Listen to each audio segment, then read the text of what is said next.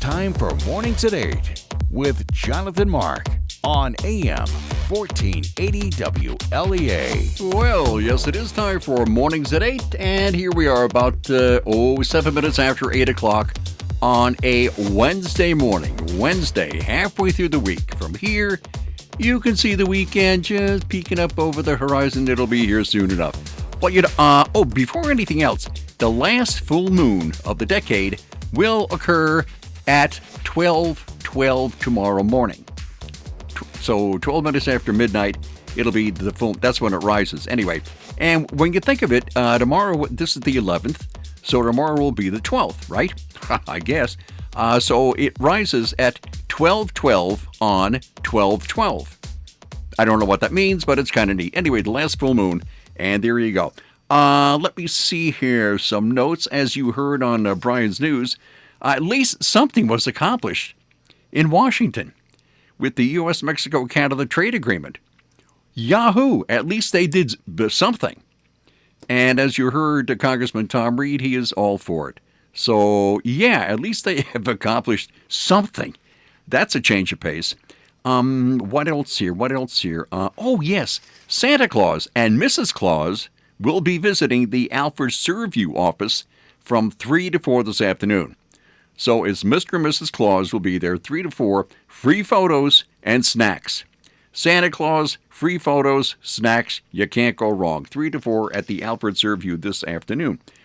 And what else here? We have that, we have this. We have, as you heard on Brian's News, the Hornellsville Town Board met last night at the meeting, or a full report of the meeting is on our website, WLEA.net, if you want to check that out.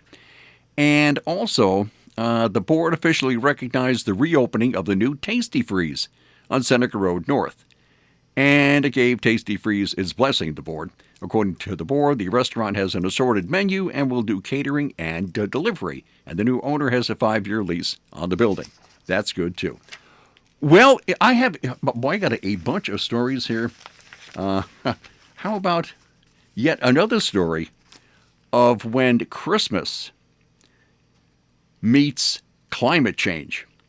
I've had a couple of those stories in the past week or two, and I guess it's just a whole new ballgame out there. But this is from Breitbart. Majority of Germans support ditching Christmas lights because of climate change. That's right. A poll has found that a majority of people in Germany would scale back or scrap their festive Christmas lights entirely to combat climate change. And I mentioned the other day in Hornell, the downtown area looks so nice. It looked absolutely beautiful. Very, very well done. And a lot of people have their houses decorated with Christmas lights, outside. And it looks nice. It gives it a festive atmosphere. But apparently in Germany, that's not such a hot idea. A majority of Germans, it says here, said that because of environmental concerns, they would consider taking down their Christmas lights. Some 57% say that they would decrease their use of Christmas lights or even abandon them entirely in the future. The poll conducted by YouGov found that 11% of those surveyed will not have any Christmas lights at all this year, while another 10% say they would discard the tradition in the future, reports the state-owned German news outlet DW. The opinion is divided among Germans on whether they should be less lighting on streets and public buildings, with 44% for and 44% against, and 12 said they don't know. Now, how could you not have an opinion? Everybody has an opinion on everything, but I guess not. There's always that, a small portion is, I don't know, I have no opinion. Anyway, what makes it really odd is the tradition of Christmas lights is said to have begun in Germany in the 16th century, when the Protestant reformer Martin Luther put candles on his family's Christmas tree to symbolize winter's stars in the night over German forests. So the whole thing started in Germany, and they say that they're, I don't know about that. Anyway, the Christmas spirit has been on the decline in Germany in recent years. A poll conducted in 2018 found that 17 million Germans, nearly 1 in 4, do not celebrate Christmas. The poll found that around 20% of those who do not celebrate Christmas came from a, quote, migration background. So this climate change thing has also affected the Christmas spirit in the UK. Was it last week? This is Wednesday. I think it was last week. There was a primary school teacher came under fire for banning Christmas cards in his classroom. And he argued that exchanging cards, a tradition that goes back 170 years at the school, was toxic for the environment and contributed to the ever-growing carbon emissions problem. And in the initial story, I had that he did it because children complained. These are primary school children in the UK. They were complaining that Christmas cards hurt the environment and it contributes to carbon emissions or something like that. So the complaints came from the children. So thank you, Little Miss Greta Thunberg. Okay? Thank you for ginning these kids up. Now that they're gonna ruin Christmas, thank you very much. And also, what else is bad for the environment that somebody wants us to... This is in the UK too. Ugly Christmas sweaters. Apparently, a lot of them contain plastics, and of course, that's bad for the environment. So you can't have fun wearing a silly Christmas sweater because it'll hurt the environment. As will Christmas cards, and in Germany, Christmas lights. So there you go. It's eroding, baby, and it's eroding even faster day by day. Okay, what else have we here about? I had a whole bunch here about Christmas. Have I mentioned I really like Christmas? Yeah, I think I have. This is from Mental Floss. There was a song, bring us some figgy pudding, da da da da da. Anyway, what is figgy pudding anyway? And this is from, as I said, from Mental Floss. So, according to NPR, figgy pudding, also called plum pudding, isn't pudding at all. At least not the kind of pudding many Americans think of when they hear the word. And it contains neither figs nor plums. That is false advertising. So figgy pudding has no figs, no plums, and there you go. In the UK, pudding is used as a catch-all to describe any sweet dish served after a meal. Figgy pudding isn't creamy or custardy, but it is a sugary cake, which qualifies it as pudding overseas. All right. In its most basic form, it says here, figgy pudding is a steamed, often domed shaped cake made with alcohol and dried fruit. The first version of figgy pudding surfaced in the 14th century in Britain. Back then, it was a stew-like savory dish containing beef and mutton, as well as fruit and wine. To me, that doesn't really sound so awfully appetizing, but you don't know. Of course, if I was living in 14th century Britain, maybe it would have been. But anyway, so it's a stew-like savory dish containing beef and mutton, fruit, and wine. In the 15th century, this mixture was stuffed into animal casings to make sausages that would last through the winter. As far as I go, that could probably last me an entire lifetime. But by the end of the 16th century, figgy pudding had transitioned to a fully sweet dish. Right around the same time when carolers started singing, "Now bring us some figgy pudding," to their wealthy neighbors around Christmas. And now the dessert is commonly filled with currants, raisins, and soaked in rum or brandy. So where did the first half of its name come from? It says here, in pre-Victorian England, the word plum was applied to any type of dried fruit, including raisins. So plum pudding caught on.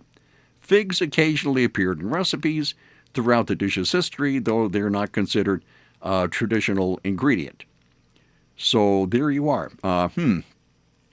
And if you're thinking about cooking a throwback feast this Christmas, don't stop at figgy pudding. From oysters stew to mincemeat pie, they're all part of the old-fashioned Christmas offerings. So there you go. So figgy pudding is not at all what you think. Okay, that's that. And what else? Artificial trees. The other day I mentioned that our family, about 1961 or 62, bought an artificial white plastic type tree, and it was terrible. It was just a horrible thing. But anyway, artificial trees are more popular than real ones again this holiday season, according to a Siena poll. And I got this from a CNY Central. Let me see, where is this here? Siena College Research poll released this week found that nearly 3/4 of New Yorkers will have a Christmas tree this year. But the number of people who said they have a fake tree was nearly double the number of those who said they have a real tree in their home. So fake trees have outnumbered real tree responses in the poll since 2010. So artificial trees are getting more and more popular. But when you think of it, there are Christmas tree farms out there. That's why they grow these trees. Now, there's nothing wrong with an artificial tree. I mean, everybody has their own, however you want to do it. But you got to think that there are Christmas tree farms out there, and people plant these things to be Christmas trees. That's why it's called a Christmas tree farm, right? And if you have an artificial tree, it's made of plastic, right? Which is a petroleum byproduct. So if you want to really help the environment or something, if that's the whole thing, you'd rather have a real tree. Except then, as I said a couple of days ago, you have to vacuum up all the needles, so it could be a problem. But anyway, so there you go. Oh, also, how much do you plan on spending on gifts this year? Well, the average New Yorker, according to the same poll, will spend more than $500 on gifts this holiday season. Okay, what else? We go from trees and lights and figgy pudding. Now we have... Now, I'm probably the last one ever to find out about this. Probably everybody knows about this, and I just found out about it. So for me, it's brand new. But KFC, Kentucky Fried Chicken, has a chicken-scented fire log for sale. So this fire log made by, who makes it? EnviroLog. When you light this thing up, it smells like Kentucky Fried Chicken. So you can, I don't know. As I said, you've probably heard of it. I haven't. Hey, what do I know? They have a Kentucky Fried Chicken smelling fire log or something. And when it came out, when did it come out? It was initially made available on December 5th. And by noon the next day, it was sold out. I mean, in one day, this thing, and this is the second year, I believe. Let me see. I think it says the second year. Anyway, yeah, right. Yes, this is the second year. The log sold for $18.99 each. And apparently you can still buy these online somewhere, but it doesn't say where. I suppose you can look up Kentucky Fried Chicken Fire Log made by EnviroLog, and that'll get you there. So there you are. If you want your house to smell like Kentucky Fried Chicken for the season, actually, that really wouldn't be bad. Fried chicken? Okay, very good. So you can have your house smell like Kentucky Fried Chicken. There you go. And what else? There. Any more Christmas stuff right now? No. But I can't. Okay, this is interesting. We have a lot of hunters out there, right? And there's this guy in Michigan who complained to the Michigan Department of Natural Resources. I guess it's like their DEC or something. So he complained about somebody harassing him and sabotaging him. And what it was this guy's brother, who's also a hunter, sabotaged his brother by spraying deer repellent around his tree stands. So these two guys were having like some kind of a feud or something. So his brother, who's also a hunter, sprayed deer repellent around his stands, and the deer were staying away. It's called liquid fence. So he was spraying this liquid fence around this guy's deer stand, his brother, and the deer was staying away, and this guy was mad, and so he called the cops. So the offending brother confessed to tampering and harassment, and he was also found to have been illegally hunting using bait, which you cannot do. So there you go. Deer repellent. All right. Okay, fine. Very creative. You got to give him credit or something. Anyway, let me see here. How about insurance? Everybody needs insurance. You can't get by without it. You never know what's going to happen. Life is a strange thing. So you can do no better than contact one of the Ryan agencies. They have 3 offices, Hornell, Jasper, and Wellsville. They are insurance experts. It is, in fact, like having your own personal insurance shopper, and what in the world could possibly be better than that? I just, offhand, I can't think of anything. They are insurance experts. They will go through all these insurance companies to find the best company, the best rates, the best plan for you. They are the Ryan agencies.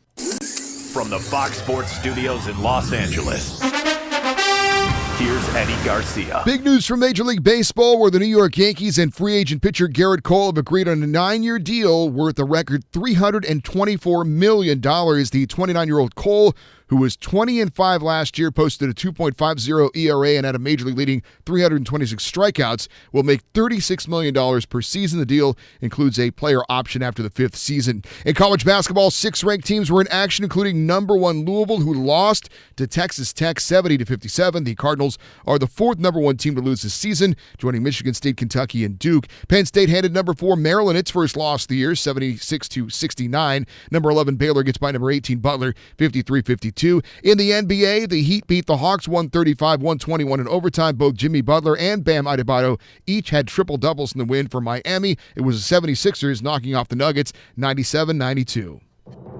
I'm Charles Payne, and this is the Fox Business Report. Saudi Arabia's state oil company, Aramco, is now trading on the Saudi Stock Exchange. The company sold 1.5% of its shares. The stock rallied, pushing Aramco's value to $1.88 trillion. It's now the most valuable public company in the world, worth more than the world's top 5 oil companies combined.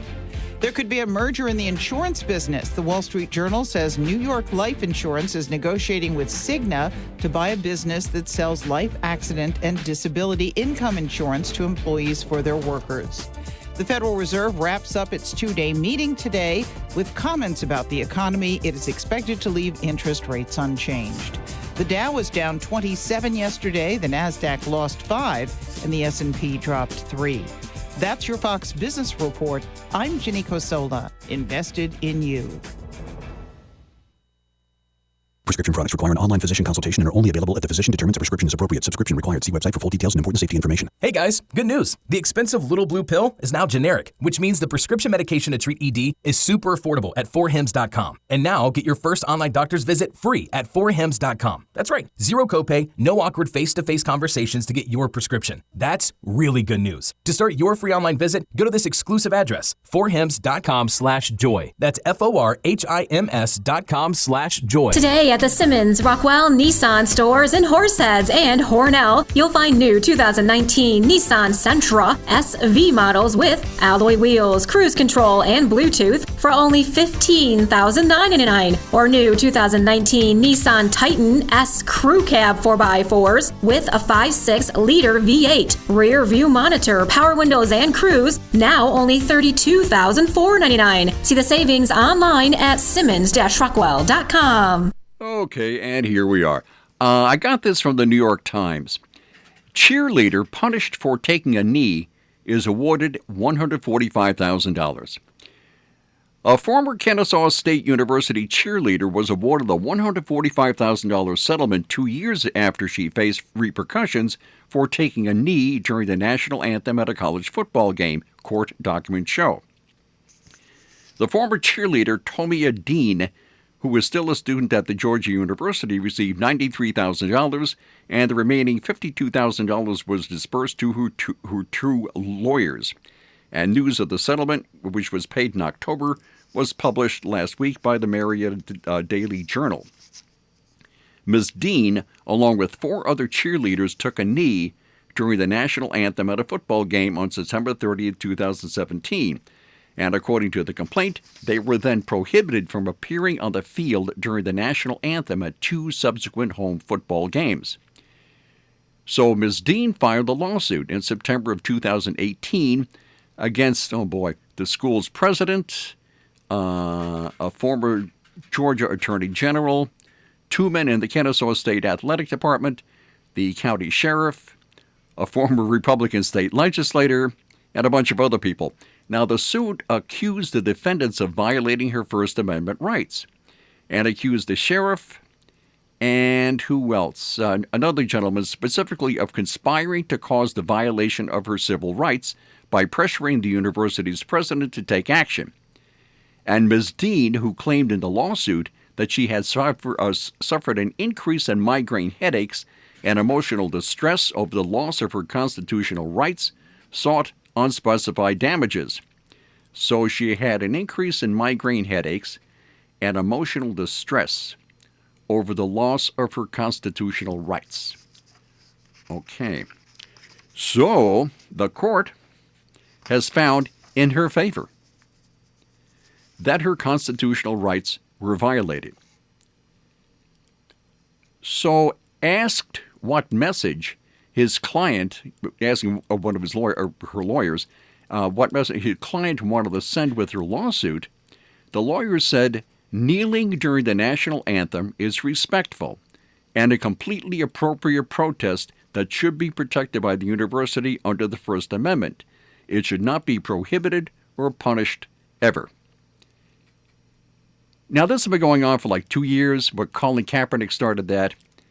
And, you don't want to agree with her lawyer. You really don't. But I'm thinking that being an ungrateful, uninformed idiot is not against the law.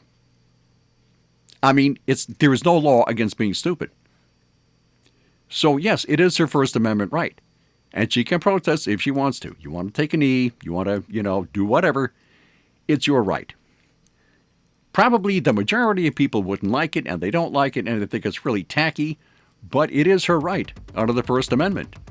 Unfortunately, as I said, there's no law against being stupid. Okay, fine. I guess that's it. I hear the sounder. Maybe I'll tell you about this tomorrow. Okay, I will be here tomorrow at 8:05. Bye.